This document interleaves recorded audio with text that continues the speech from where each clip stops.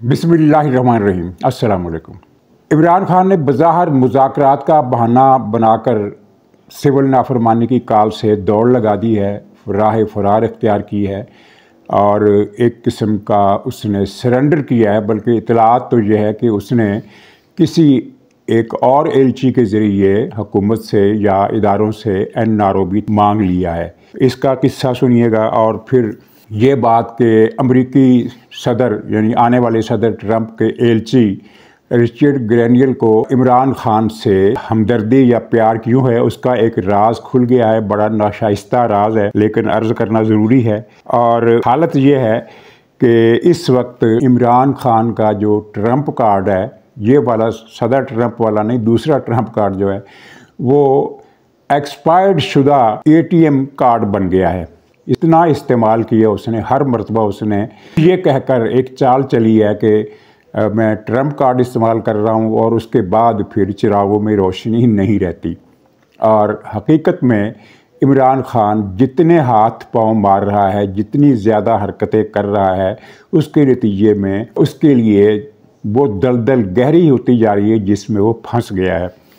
तो इस हवाले से मुक़्तदर इदारों के बारे में भी एक सवाल लोग उठा रहे हैं कि क्या वो वाकई इमरान खान से मुज़ाकरात करेंगे और वहाँ क्या मुज़ाकरात के लिए कोई गुंजाइश बाकी है। तो इस पर वो बात जिसको छुपाया जाता है मैं आपकी खिदमत में पेश कर दूँगा। तो नाज़रीन, सरफ़हरिस्त ये है कि कल मैंने अपने प्रोग्राम में कहा था कि इमरान खान की तरफ से, पार्टी की तरफ से महमूद अचकज़ई से पहले दरख्वास्त की गई थी कि आप हमें इस सिविल नाफरमानी की काल की मुसीबत से निकालें, और वो इस तरह निकाल लें कि आप एक अपील करें हमारी क़यादत के नाम कि फ़िलहाल सिविल नाफरमानी की तहरीक की तरफ मत जाएं। तो फिर हम आपकी इस अपील का जवाज़ बनाकर ये काल वापस ले लेंगे। और वही हुआ। ख़बर ये दी गई कि PTI के जो रहनुमा है वो इमरान खान से मुलाकात करेंगे, गौर ख़ौज़ होगा और वो इमरान खान को बताएंगे कि मुज़ाकरात का रास्ता निकल रहा है, तो फ़िलहाल इस काल को मुलतवी कर दें। लेकिन कल जो मुलाकातें हुई उनमें इस तरह के मुज़ाकरात तो हुए ही नहीं, यानी इस तरह की बातचीत तो हुई नहीं जो खुफिया हो और कैमरों के अंदर हो, कैमरों की हदूद से बाहर हो और उसमें फिर ये कुछ तय किया गया हो। वहाँ तो एक सरसरी सी रस्मी इधर उधर की बातें हुई हैं और ऐसी कोई तबादला ख्यालात वाली कोई बात वहाँ हुई नहीं। इमरान खान ने दरअसल ये कई दिन पहले ही पार्टी क़यादत को बता दिया था कि आपने अचकज़ई से मिलना है और इसी नाफरमानी की काल का जो है वो इशू इस तरह बनाना है कि मुझे एक फेस सेविंग मिल सके। चुनाचे कल उसने फिर ये कहा, पार्टी रहनुमाओं से जो बात की, उसने ये कहा कि मैं हुकूमत को एक आखिरी मौका दे रहा हूँ और 1 हफ़्ते की मोहलत दे रहा हूँ। 1 हफ़्ते के बाद भी अगर हुकूमत ने हमारी कोई बात ना मानी, कोई मुतालबा ना माना, तो फिर मैं सिविल नाफरमानी की काल दूंगा। ये जो उसने 1 हफ़्ते वाली पख लगाई है, ये सिर्फ अपने वर्कर्स को, अपने हामियों को मुतमईन करने के लिए लगाई है कि हमारा खान जो है वो दौड़ा नहीं है। बस उसने मुकाबला जो है वो 1 हफ़्ते के लिए मुलतवी किया है। हालांकि अब बच्चे को पता चल रहा है, और यानी कोई भी जो थोड़ी सी भी सेंस रखता है सियासी हरकियात की और सियासी मामलात की, तो वो ये समझ जाएगा कि मौसूफ ने हस्बे आदत एक मरतबा फिर फरार का और पसपाई का रास्ता अख्तियार किया और उसकी कुछ वजूहात हैं। कुछ वजूहात में ये बात सर फहरिस्त है कि पार्टी क़यादत की तरफ से इमरान खान को ये बात तफसील के साथ बता दी गई थी कि न सिर्फ ये है कि काल कामयाब नहीं होनी, सिविल नाफरमानी पर 0 पॉइंट पर भी कोई अमल दरामद नहीं होना, इससे हमारी जो बेइज्जती होगी वो अलग होगी और इसके नतीजे में अवाम के अंदर हमारी साख मज़ीद मुतासर होगी। नाज़रीन, इस हवाले से कई बातें हैं, लेकिन अब इमरान खान की तरफ से जो मुज़ाकरात पर जो आमादगी की बात है उसका किस्सा यूँ है कि हुकूमत अब मुज़ाकरात की इस पेशकश की तरफ तवज्जो नहीं दे रही और इसे संजीदगी से नहीं ले रही। बज़ाहिर हुकूमत के जो रहनुमा है वो ये बयान दे रहे हैं कि चूँकि PTI की क़यादत संजीदा नहीं है, कभी कोई बात करती है, कभी कोई बात करती है, इसलिए हम किससे मुज़ाकरात करें। हकीकत इससे कुछ मिलती जुलती तो है, लेकिन असल हकीकत ये है कि हुकूमत इनसे मुज़ाकरात करना ही नहीं चाहती। और अब ये PTI है जो मुज़ाकरात का कशकोल लेकर हुकूमत के पीछे दौड़ रही है और हुकूमत जो है वो राह फ़रार इख्तियार कर रही है। इस राह फ़रार में आप दोनों तरफ कामें लगा दें, यानी इन्वर्टेड कामास के अंदर हुकूमत जो है वो राह फ़रार इख्तियार कर रही है कि भाई हम बाज आए तुमसे मुज़ाकरात करने से, हम मुज़ाकरात नहीं करते। यानी ये अब पीटीआई वो इमरान खान जो कुछ ही दिन पहले, चंद ही हफ्ते पहले तक ये डटा हुआ था कि हुकूमत से मुज़ाकरात नहीं होंगे, मुज़ाकरात होंगे तो फ़ौज से मुज़ाकरात होंगे और किसी से कोई बात नहीं होगी, ये तो लोग इस काबिल ही नहीं है कि इनसे बात की जाए, ये तो फार्म 47 की पैदावार है, इनसे बात नहीं हो सकती। लेकिन अब वही इमरान खान फ़ौज से मुज़ाकरात वाली बात तो पीछे चली गई, इसी हुकूमत से, फार्म 47 वाली हुकूमत से मुज़ाकरात के लिए भीख मांग रहा है। और ये जो 1 हफ्ते की मोहलत उसने दी है, ज़ाहिर है इसमें तोसी हो जानी है। और इसका मतलब इसके सिवा और क्या निकलता है, जो लोगों को नज़र आ रहा है कि इमरान खान अब इतनी कमज़ोर पोजीशन पर आ गया है। ये 26 नवंबर का जो वाक़या हुआ था उसके बाद इसकी पोजीशन मज़ीद कमज़ोर हो गई है और इनका सोशल मीडिया बेशक जितना मर्ज़ी गुल मचा ले, हकीकत ये है कि वो 12 लाशों के अफसाने में कोई सच्चाई ये साबित नहीं कर सके और वो बयानिया कबूलियत आमा के दर्जे में दाखिल नहीं हो सका। ये तो नाम नहीं दे सके कि 12 शहीद कौन से हैं, कहाँ दफन किए गए। इनकी जालसाजी है, कुछ दिन चलती है, 2-3 दिन चलती है। मिसाल के तौर पर पहले दिन इनके सोशल मीडिया पर बड़ी धूमधाम से कम 2 जनाजों की खबरें तस्वीरों समेत ये इन्होंने चलाई और लोगों ने एतबार भी कर लिया। एक तो वो पेशावर में था कोई कारकुन जो वहाँ पेशावर ही के नज़दीक किसी ट्रैफिक हादसे में मारा गया था, उसका 26 मई से कोई वास्ता ही नहीं था। बहरहाल जनाजे की जो तस्वीर इन्होंने या वीडियो शेयर की वो सही थी, लेकिन वो जो कारकुन था वो एक ट्रैफिक हादसे में, और जो सूबा पख्तूनख्वा की हदूद के अंदर हुआ, पेशावर के आसपास कहीं हुआ, उसको पिंडी 26 नवंबर से जोड़ दिया। और दूसरी लाश इन्होंने बड़ी धूमधाम से दिखाई कि देखो ये पशीन में जनाजा हो रहा है, पशीन में कोई जनाजा सिरे से हुआ ही नहीं है, कोई जनाजा नहीं हुआ। ये जाली खबर इन्होंने चलाई, क्यों चलाई? और ज़ाहिर है कि इन्होंने एक इब्तिदा करनी थी, एक प्रोपेगेंडे की बुनियाद रखनी थी कि देखो ये 2 लाशें तो हम, 2 जनाजे तो हम दिखा रहे हैं। हाँ, एक वो लड़का ज़रूर मारा गया जो आज़ाद कश्मीर का था और जिसकी उम्र भी कम थी, और वो उसकी जो हिलाकत की तस्दीक हुई है, लेकिन अभी तक ये बात कन्फर्म नहीं हो सकी कि उससे गोली किसने मारी, क्योंकि उस रात हुकूमत तो बड़ी नालायकों की हुकूमत है प्रोपेगेंडे के महाज पर। उस रात गंडापुर के वर्कर्स की तरफ से फायरिंग की गई जदीद खुदकार हथियारों से।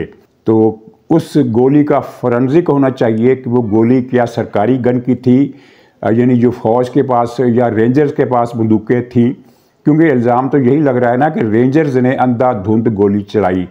तो वो तस्दीक की जा सकती है। हुकूमत अभी तक उस आदमी की लाश से निकलने वाली गोली का फोरेंसिक नहीं करा सकी, और ये बात भी उन्होंने करते करते कितने दिन लगा दिए कि उस रात जो फायरिंग हुई थी वो गंडापुर के लोगों ने की थी। इसी तरह इनकी जालसाजी के 200 अफराद लापता हो गए, हालांकि उनकी जो बड़ी तादाद है, मेजॉरिटी वाली तादाद है, वो तो जेलों में बंद है। जो जेलों में बंद थे उनको भी इन्होंने लापता और ज़ख्मी करार दे दिया। तो खैर, अच्छा, अब ये शिकस्त है इनकी, ये एक मरतबा फिर पीटीआई को बुरी तरह शिकस्त हुई है। और इस शिकस्त के पस मंज़र में जो बात हमारे मीडिया वाले नहीं बताते, ज़ाहिर है उनको कुछ मुताद भी रहना पड़ता है, और वो ये है कि सब मुतल्लका लोगों को पता है, इस्लामाबाद में हर एक आदमी को, यानी जो मुतल्लका इस हलकों से ताल्लुक़ रखते हैं, सियासी हलकों से, सिफारती, सहाफ़ती, ब्यूरोक्रेटिक, इन सब को एक बात का इल्म हो गया है कि मुक़्तदर इदारों के अंदर ऊपर से लेकर नीचे तक एक इत्तेफाक राय पैदा हो गया है कि इमरान खान फ़ौज का दुश्मन नहीं है, वो इस मुल्क का दुश्मन है। यानी सिर्फ फ़ौज का दुश्मन नहीं है, सिर्फ फ़ौज का दुश्मन नहीं है। वैसे तो असूली तौर पर देखा जाए तो अगर कोई आदमी ये कहता है कि मैं फ़ौज का दुश्मन हूँ, तो वो दूसरे लफ्ज़ों में मुल्क से दुश्मनी का एतराफ़ कर रहा होता है। लेकिन टेक्निकली फ़ौज से दुश्मनी को अगर हम एक अलग मौजू बना लें तो तब भी ये इत्तफाक राय ये इस तरह से है कि इमरान खान गैर मुल्की एजेंडे पर अमल पैरा है और वो फ़ौज का नहीं, इस पूरे मुल्क का, रियासत पाकिस्तान का दुश्मन है, जिसका हतमी एजेंडा पाकिस्तान को अपने इक़्तिदार में लेकर इसको टुकड़े टुकड़े करना है और फ़ौज का ख़ात्मा करना है। इसराइल ने शाम की फ़ौज का ख़ात्मा कर दिया, असले डिपुओं का। फ़ौज तो खैर पछपा होगी इनकलाब में, लेकिन उसकी फ़ौजी क़ुव्वत उसने सारी ख़त्म कर दी। तो पाकिस्तान के बारे में गैर मुल्की ताकतों का एजेंडा जो हमें नज़र आ रहा है, कम से कम अगर अमेरिका को हम निकाल भी दें कि अमेरिका बतौर मुल्क पाकिस्तान का ख़ात्मा नहीं चाहता, लेकिन इसमें तो कोई शक नहीं है कि अमेरिका के अंदर इस्टेब्लिशमेंट का एक धड़ा और यहूदी लॉबी चाहती है कि पाकिस्तान को इस तरह ख़त्म किया जाए कि इलाके में कोई अमन व अमान का खाना जंगी का बहरान की शक्ल पैदा ना हो। और वो इस सूरत में मुमकिन है कि इमरान खान की हुकूमत हो और वो हुकूमत पहले फ़ौज का ख़ात्मा करे, फिर मुल्क की फेडरेशन को टूटने का इख्तियार दे, जिस तरह सोवियत यूनियन टूटा था। आपको याद होगा सोवियत यूनियन इस तरह टूटा था कि उसका इजलास हुआ था। सोवियत यूनियन के मुस्तकबिल का फैसला करने का इख्तियार तमाम 17 रियासतों को नहीं बल्कि 3 रियासतों का था जिनके पास वीटो पावर था। रूस था, यूक्रेन था और बेलारूस था। ये 3 ममालिक जो थे वो 17 मुल्की सोवियत यूनियन में तमाम फैसलों के मजाज थे। इन 3 मुल्कों ने, 3 रियासतों ने फैसला किया कि सोवियत यूनियन को तहलील किया जाता है। जिस रियासत ने सोवियत यूनियन से अलहदा होना है उसको हम इख्तियार दे रहे हैं। तो चुनाचे फिर तमाम रियासतों ने अलहदगी इख्तियार कर ली और सोवियत यूनियन पुरअमन तौर पर टूट गया। तो इन गैर मुल्की ताकतों का एजेंडा यही है कि पाकिस्तान को पुरअमन तरीके से ख़त्म कर दिया जाए, ताकि ख़ित्ते में, इंडिया पाकिस्तान के ख़ित्ते में, अफ़गानिस्तान भी जिसमें अब शामिल हो गया, ये पूरा जनूबी एशिया का ख़ित्ता, 4-5 मुल्क हैं इसमें कोई बहरान पैदा ना हो। लेकिन अगर ये दाल उनके बकौल अगर सीधी उंगलियों से, ये घी जो है सीधी उंगलियों से नहीं निकलता, तो फिर इमरान खान को खाना जंगी का ऑप्शन दिया गया और पुख्तूनख्वा को पाकिस्तान से अलग करने का ऑप्शन दिया गया। और आप देख रहे हैं कि पुख्तूनख्वा सूबे की पाकिस्तान से अलहदगी के मंसूबे पर एक पैरेलल ट्रैक पर काम शुरू है। यानी अगर इमरान खान को हुकूमत वापस नहीं मिलती तो फिर ये ऑप्शन इख्तियार किया जाएगा। तो ये मुक़्तदर इदारे इस इत्तेफाक राय तक पहुँचे हैं और ये एक बड़ा एक अजीब काम हुआ है, क्योंकि इससे पहले फ़ौज के अंदर, इदारों के अंदर एक तकसीम थी। कुछ लोग जो ख़ास तौर पर जो मातहत अफसर थे, उनकी अच्छी खासी तादाद इमरान खान की हामी थी। अब आप ये मत समझिए कि जो कुछ अफसर निकाले गए तो उसके बाद हमायत ख़त्म हुई है। नहीं, निकाले जाने वाले अफसर तो बहुत थोड़े थे। इमरान खान के हामी अफसरों की तादाद खासी ज़्यादा थी, अक्सरियत में नहीं थे, लेकिन वो यानी इतनी मामूली अक़लियत भी नहीं थे। लेकिन फिर इमरान खान ने जो पै दर पे इक़दाम किए, लोगों ने सोचा कि आखिर क्या वजह है कि जब भी पाकिस्तान में कोई ऐसा बैरूनी दौरा होने वाला होता है जिससे पाकिस्तान की मईशत पर अच्छे असर पड़े, तो उसी तारीख को इमरान खान काल दे देता है, इस्लामाबाद पर चढ़ाई का ऐलान कर देता है और बहुत सारे मामलात जो वक्तन फ़वक्तन हम आपके सामने लाते रहते हैं। बहुत सारे मामलात, वो सारी चीज़ें इदारों के अंदर डिस्कस होती हैं।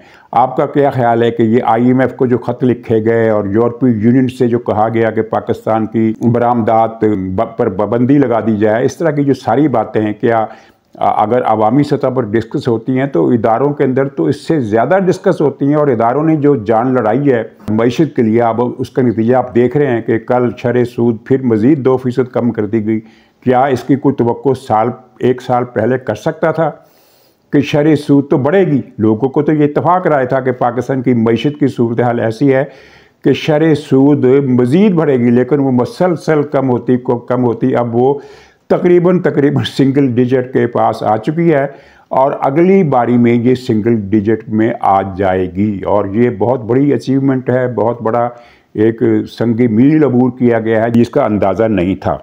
अच्छा, इमरान खान ने जितने भी ट्रंप कार्ड इस्तेमाल किए, हर ट्रंप कार्ड पर हमारा media, national media, main stream media, उस पर एक जो फ़ौज ज़फ़र मौज बैठी हुई है, जिसको इदारों के अंदर से भी कुछ तहफ़्फ़ुज़ हासिल रहा है नामालूम वजूहात की बुनियाद पर, उन्होंने शोर मचाया कि इस मरतबा जो इमरान खान ने कार्ड खेला है ना, इसका तो जवाब ही नहीं है और ये तो तबाही फेर देगा। और जब वो ट्रंप कार्ड ठुस होता था और फिर इमरान खान महीने के बाद एक और कार्ड निकालता था, तो ये सारी मंडली एक मरतबा फिर वो पुराना राग अलापने लग जाती थी कि अच्छा, पिछले कार्ड तो फ्लॉप हो गए, लेकिन अब जो कार्ड इमरान खान ने निकाला है ना, इसका तोड़ नहीं है। ये तो शीश नाग है कार्डों का। लेकिन आपने देखा कि जितने भी कार्ड इसने इस्तेमाल किए वो सारे उस दलदल को मज़ीद गहरा करते गए जिसमें इमरान खान फंसा हुआ है। दिन ब दिन इमरान खान डूबता चला गया, यहाँ तक कि अब इमरान खान को कमज़ोरी के पोजीशन से हुकूमत के साथ मुज़ाकरात की भीख मांगना पड़ रही है। और इसका जो ट्रंप कार्ड था, अब इसके हाथ में कोई ट्रंप कार्ड नहीं, अब इसके पास ATM का कार्ड है, वो भी एक्सपायर्ड। तो ये है नाज़रीन, देखो मुझे जो दीदा इबरत निगाह हो। तो वो जो रिचर्ड ग्रेंडल है, जिसके तकरीर पर PTI 2 दिन से जश्न मना रही है कि अब तो बस क्रिसमस से पहले पहले इमरान खान की रिहाई का वो ज़मानतनामा आ जाएगा, क्या कहते हैं वो प्रोडक्शन आर्डर होता है क्या, वो रूबकार अदालत से जो जारी होती है वो रूबकार आने वाली है। तो हालांकि वो शुमाली कोरिया और वेनेजुएला के अमूर को, जैसे मैंने कल भी बताया था कि शुमाली कोरिया और लैटिन अमेरिका के मामलात पर वो इसके एलची होंगे ट्रंप के, पाकिस्तान को उनके दायरे में आता ही नहीं है। और वैसे भी ये कोई इशू नहीं है कि ट्रंप इमरान खान को निकाल कर ले जाएगा, ऐसा कोई इम्कान नज़र नहीं आता। लेकिन इमरान खान का बहरहाल वो हामी है। तो अब ये इंकशाफ हुआ है, मगरबी मीडिया, ख़ुद अमरीकी मीडिया ने बताया कि मौसूफ जो हैं ग्रेंडल साहब जो हैं ये होमोसेक्सुअल हैं, और इमरान खान को तो आप जानते हैं वो भी हैं। तो इमरान खान से उनकी मोहब्बत भाईचारे का एक सबब तो मिल गया, ये राज था जो खुल गया। लेकिन बहरहाल इसको हम इमरान खान का हम पल्ला तो नहीं कह सकते मौसूफ रिचर्ड साहब को, इसीलिए कि इमरान खान तो बहुत आगे की चीज़ हैं। वो तो तब ज़बान इजाज़त नहीं देती कि इमरान खान किस कैटेगरी का आदमी है, वरना जिक्र करते जिक्र उस परिवश का कुछ तफसील से करते। खुलासा बस एक ही सतरी है कि इमरान खान तो वो है जो किसी को नहीं छोड़ता, किसी जानदार को नहीं छोड़ता। नाज़रीन इजाज़त दीजिए, इंशाअल्लाह ताला अगले ब्लॉग में फिर मुलाकात होगी। तब तक के लिए खुदा हाफिज़।